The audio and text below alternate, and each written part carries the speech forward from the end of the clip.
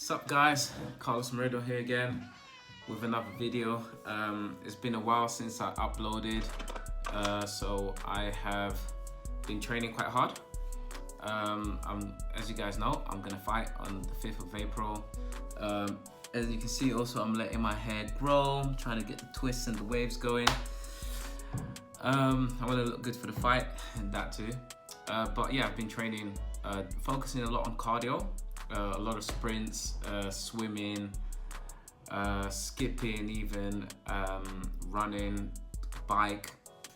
Been doing a lot of cardio and some sparring, not a lot of sparring. I've been doing mostly bag work to get my power back. Been doing a lot of bag work to get my power back and a lot of footwork drills to get my timing and pads. That's pretty much what I've been doing. I have done some sparring. I've sparred professional boxer O'Hara Davis, who you guys know is my good friend. We sparred a few rounds, but he's just getting back into it as well. He hasn't fought since last year. I'm just getting back into it. So I've got 5 weeks to the fight. So this is where I've done most of my base work for cardio. I don't believe a fighter needs more than 6 weeks to get ready for a fight. So having done my base work and have my base cardio now, I'm ready to step it up and start hopefully sparring up to 2 times a week now, looking at getting 6 to 8 rounds each time. If you guys can see here, I have this scar thing on my knuckle. That's actually from doing a lot of bag work. I believe I did about 12 rounds on the bag, and I punched through. I don't know whether I didn't wrap my hands properly or whether I just did too many rounds or whether I was hitting too hard, or I don't know what it is, but this doesn't happen to me. So I just got this friction and yeah, blood was coming out of my knuckles. But yeah, I've got some new footage. This was actually last month, as in we're in March now. This was actually January, not even February. This was actually January when I did the sparring, if I'm not mistaken. And this was at West Ham Boxing Gym, and I just want to share it with you guys. So without further ado, let's get straight into it. All right, here we go. Round number 1, see what's up. Touch gloves, okay. Already I can see I'm starting with the feints. A lot of feinting, a lot of head movement. I've never sparred with this guy. He was around 80 something kilograms. I'm doing around 70, so there was over 10 kilograms difference between the two of us. So I didn't want to go in there, start trading big shots straight away or anything silly. I'm here just trying to get my measurement on the jab. Got caught with the little left hook there, but nothing too heavy. Here I'm looking to, I can see already that I've got the speed advantage. Didn't really land anything there. So I'm trying to get my timing. That was a good right hand there. So I'd set it up with a left hook and got a nice decent right hand in there. So if we see here, set it up with the left hook followed by the right. You see me double up that left hook, trying to get my opponent to lose his balance slightly. So I'm fighting a lot in the pocket, because knowing that this guy's bigger than me, the last thing I want to do is to make him think that I'm scared to go forward. I don't want to, I take a step back there, but I never want to be on the ropes. I don't want to give my opponent the impression that he's got that weight advantage is bothering me in the slightest. So I'm coming forward, and if you guys notice, so I catch his hook there and I threw my left hook, and then I threw a lovely combination. If we looked at one more time, catch the hook, followed by my check hook, and then here I plant my feet right to the body, another hook cross, sitting on my punches. A lot of body shots flying in. So here you can see I'm kind of wrestling my opponent because I don't want to take a step back. I don't want to go back because I know that he's got the weight advantage. He's around 80 kilograms. He's a MMA fighter, so he's used to wrestling and throwing people to the ground. And I didn't want to give him that impression that he could bully me. I guess you could say I learned from the last time I sparred that really tall guy at Islington Boxing Club, and he had around 10 kilogram difference on me. When I was going back, I didn't feel like I was giving him the right message. I was allowing him to. to just walk forward and impose himself.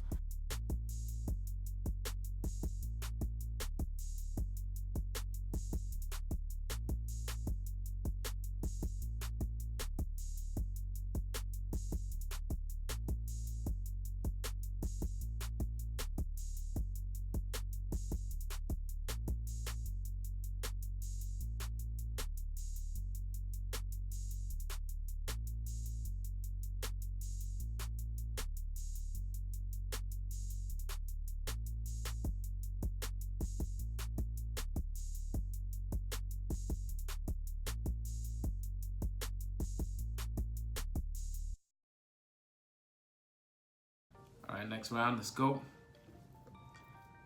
Straight off the jab. Trying to turn in that right hand. Now I'm just measuring for that right cross. I'm a little bit more aggressive in this round, I think.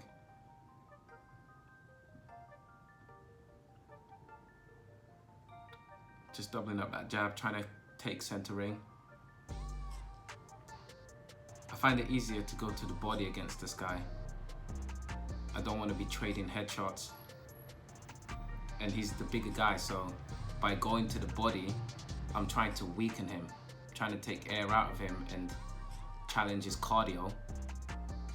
If I can challenge his cardio and bring him down a little bit, then the power won't matter so much, or the size. See, a lot of short body punches, and then I'm going up to the head. Combinations again. Most of the shots he throws, I take them on the arms, and then I just go to the body as soon as I'm done. And I mean, if you guys see, he's the bigger guy, but I'm imposing my will by stepping in with my punches, walking him down. And then when he tries to put his weight on me, I just turn him. When I turn him, then his weight doesn't carry over to me. So if you see there, I just turn him, and then we're back at it again. So my goal is to back him up to the ropes with my punches. As soon as he tries to walk me down, I move and I turn. So there, you see, I just turned him straight away. I'm not trying to be on the ropes.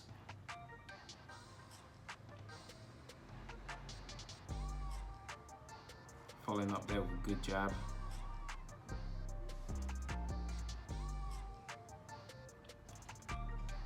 That was a good shot there. He tried to push me away, threw a right hand straight away.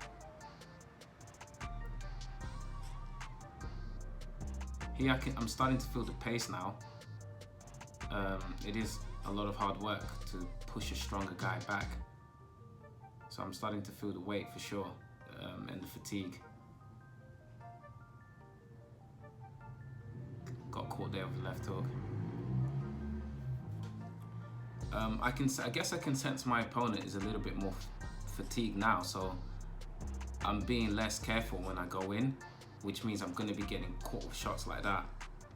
So one thing I got to do different in these situations is once I see my opponent's tiring out, is not to only count on him being fatigued, but also be aware that even though he's fatigued, he's going to be throwing the shots back, and I need to make sure that I keep my defenses tight.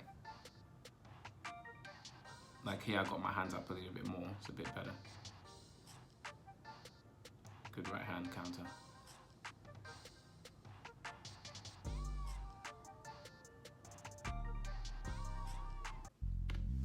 Let's go to the next round. See what's up. Okay, starting off with the jab. As you know, I like to throw that jab. Boxeo. See, I'm trying to be really neat, really tidy, really neat, because I saw this guy sparring the round before and he was doing all that shoulder roll stuff, and I just wanted to do some really neat boxing and get my jab off just to kind of see what he is about. I didn't want to take any counter shots, so as you can see there, he's trying to slip inside, but I'm not giving him the left hook that he wants. He's trying to get on the inside. Matter of fact, let's see that again. So you're going to see him slip on the inside of my jab and trying to take that left hook, but my right guard's really tight, so ain't nothing for him there. Back to the jab. I'm trying to be on my toes just to be relaxed. And as you guys see, I'm not trying to take any counter shots because I don't know how good this guy is, so I'm just throwing my jab out there and being really educated, because I can see he's looking for the counter punch, but I'm not going to give it to him. Here you see he tries to take a double jab cross, but I'm out of the way. I come straight back with my shots just to not give him time to settle down. He's trying to jab low to open upstairs, so he's a smart fighter. He's trying to jab low to come upstairs with the right hand, but I'm not trying to give that to him. So I throw my double jab and I get back to the center. He takes a nice little jab there. That will help him build his confidence a little bit, hopefully. See, here you see him trying to take that pull counter, right? Trying to take the pull right hand counter. And here you're going to see him trying to take that again, but I'm not trying to take no counter shots. clean right hand, followed by a left hook that misses. I'm using a lot of feints to get inside because I know he's looking for that shot upstairs. So I know he's looking for the counter. So I'm using a lot of feints to draw his lead. So if he tries it again, and this time I just muscle him back, just to kind of say to him, no, I'm not going to give you that shot. And then I start punishing him with the left hooks.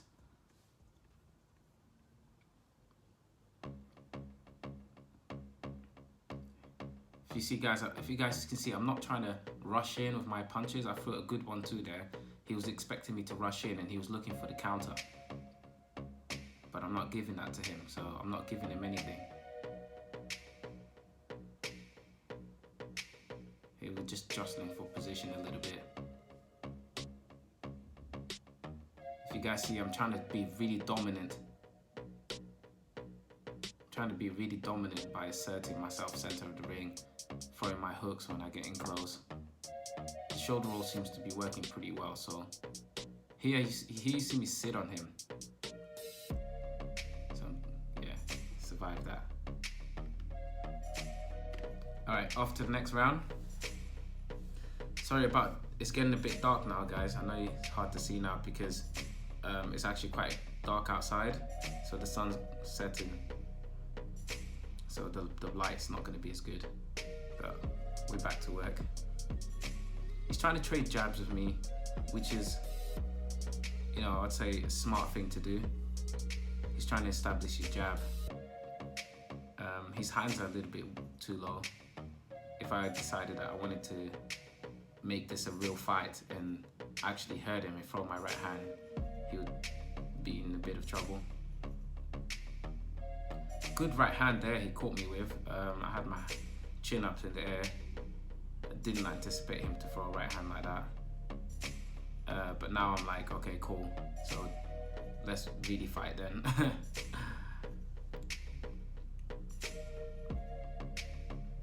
So I've got my hands a little bit tighter. I don't want to take any more risks.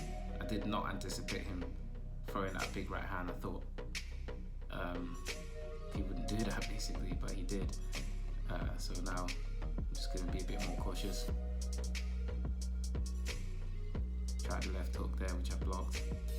Now, as you can see, that right hand woke me up, so I'm doing a lot more head movement. And I'm putting a bit more sting into my punches. I always start out sparring really, really light, really easy. I don't really like to hurt people. I take it very easy. But when someone lands a good shot, then I just, you know, if they land a power shot, then I just start throwing back. So that was a good combination at the end there. I think we should watch that one more time because if I remember correctly, he doesn't actually want to carry on sparring after this. Yeah. So he steps out of the ring. There's a bit of blood in his shirt. I didn't do it on purpose, but it was the right hand he threw that woke me up and actually made me increase my speed and power a little bit more. Whilst normally I hold myself back, but I guess I put a bit too much power into my punches in the end there. I didn't really mean it. So we look at the end there. I walk him down.